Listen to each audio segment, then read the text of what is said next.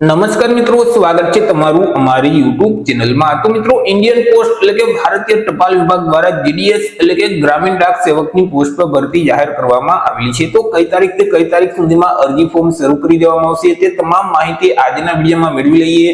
તે પહેલા વિડીયો ગમે તો લાઈક અને શેર કરી દેજો, ચેનલમાં નવા હોય તો ચેનલને સબસ્ક્રાઇબ કરી દેજો। તો ચાલો મિત્રો, વિડીયોની શરૂઆત કરીએ।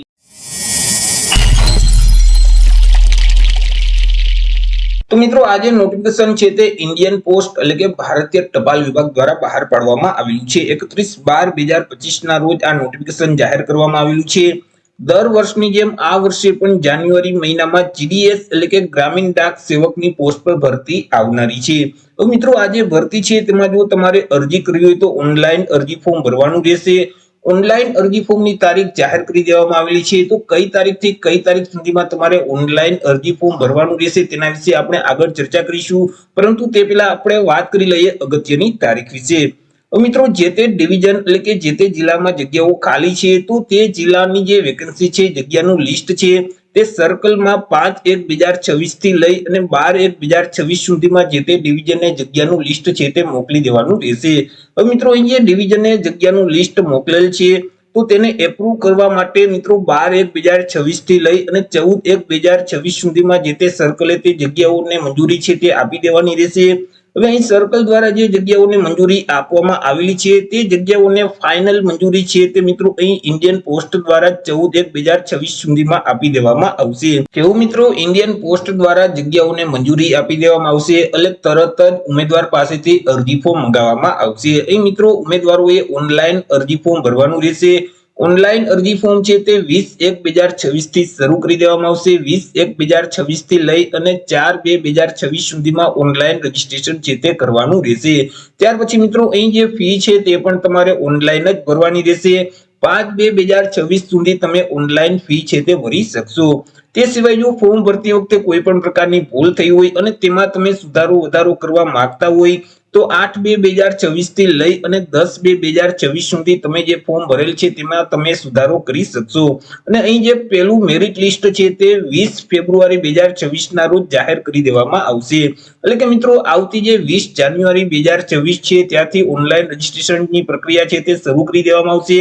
જ્યારે મિત્રો ઓનલાઈન રજીસ્ટ્રેશનની પ્રક્રિયા શરૂ થશે એટલે આપણે ફરીથી એક અલગથી વિડીયો અપલોડ કરી દેશું। વાત કરી લઈએ મિત્રો એજ લિમિટ એટલે કે વય મર્યાદા વિશે કે અરજી ફોર્મ ભરવા માટે ઉમેદવારની ઉંમર કેટલી હોવી જોઈએ। તો કે ઉમેદવારોએ અરજી ફોર્મ ભરવાની જે છેલ્લી તારીખ છે તેને ધ્યાનમાં રાખી પોતાની ઉંમરની ગણતરી કરવાની રહેશે। ઉમેદવારની ઉંમર ઓછામાં ઓછી 18 વર્ષ અને વધુમાં વધુ 40 વર્ષની હોવી જોઈએ, પરંતુ અહીં જે અનામત વર્ગના ઉમેદવાર છે તો તેઓને સરકારશ્રીના નિયમ અનુસાર ઉંમરમાં છૂટછાટ મળવા પાત્ર થશે। જેમ કે એસસી અને એસટી કેટેગરીના જે ઉમેદવાર છે તો તેઓને 5 વર્ષની છૂટછાટ આપવામાં આવશે। ઓબીસી વર્ગના જે ઉમેદવાર છે તો તેઓને 3 વર્ષની છૂટછાટ આપવામાં આવશે, પરંતુ જે ઈડબ્લ્યુએસ કેટેગરીના ઉમેદવાર છે તો તેઓને છૂટછાટ મળવાપાત્ર થતી નથી। ત્યાર પછી મિત્રો અહીં શારીરિક રીતે વિકલાંગ વ્યક્તિ છે તો તેઓને 10 વર્ષની છૂટછાટ આપવામાં આવશે। તે સિવાય બાકી જે તમામ ઉમેદવાર છે તો તેમની ઉંમર ઓછામાં ઓછી 18 વર્ષ અને વધુમાં વધુ 40 વર્ષની હોવી જોઈએ। વાત કરી લઈએ એજ્યુકેશન ક્વોલિફિકેશન એટલે કે શૈક્ષણિક લાયકાત વિશે કે અરજી ફોર્મ ભરવા માટે ઉમેદવારની શૈક્ષણિક લાયકાત છે તે કેટલી હોવી જોઈએ। તો કે ઉમેદવારોએ કોઈ પણ સરકાર માન્ય બોર્ડમાંથી ધોરણ 10 ની પરીક્ષા છે તે પાસ કરેલ હોવી જોઈએ। જે ઉમેદવારોએ ધોરણ 10 ની પરીક્ષા પાસ કરેલ છે તે ઉમેદવાર આ ભરતીમાં અરજી ફોર્મ ભરી શકશે। વાત કરી લઈએ પે સ્કેલ એટલે કે પગાર વિશે કે ઉમેદવારોને કેટલો પગાર આપવામાં આવશે। તો અહીં જે જીડીએસ ની ભરતી જાહેર કરવામાં આવશે તેમાં અલગ અલગ 3 પોસ્ટ હોય છે। બીપીએમ એટલે કે બ્રાન્ચ પોસ્ટ માસ્ટરની પોસ્ટ હશે। તેમાં જો ઉમેદવારનું સિલેક્શન કરવામાં આવશે તો ઉમેદવારોને ₹12,000 થી લઈ અને 29,380 નું જે પગાર ધોરણ છે તે મુજબ પગાર મળવાપાત્ર થશે। પરંતુ જો એબીપીએમ એટલે કે આસિસ્ટન્ટ બ્રાન્ચ પોસ્ટ માસ્ટરની જે પોસ્ટ છે તે સિવાય ડાક સેવકની જે પોસ્ટ છે તેમાં ઉમેદવારનું સિલેક્શન કરવામાં આવશે તો ઉમેદવારોને 10,000 થી લઈ 24,470 નું જે પગાર ધોરણ છે તે મુજબ અહીં પગાર આપવામાં આવશે। તો આવી રીતે મિત્રો ઇન્ડિયન પોસ્ટ એટલે કે ભારતીય ટપાલ વિભાગ દ્વારા જીડીએસ એટલે કે ગ્રામીણ ડાક સેવકની પોસ્ટ માટે દર વર્ષની જેમ આ વર્ષે પણ જાન્યુઆરીમાં અરજી ફોર્મ શરૂ કરી દેવામાં આવશે। તો આશા રાખું છું વિડીયો પસંદ પડ્યો હશે। વિડીયો પસંદ પડ્યો હોય તો લાઈક અને શેર કરી દેજો, ચેનલમાં નવા હોય તો ચેનલને સબસ્ક્રાઇબ કરી દેજો। ફરી મળીશું એક નવા ટોપિક સાથે એક નવા જ વિડીયોમાં। ત્યાં સુધી જય હિન્દ, વંદે માતરમ।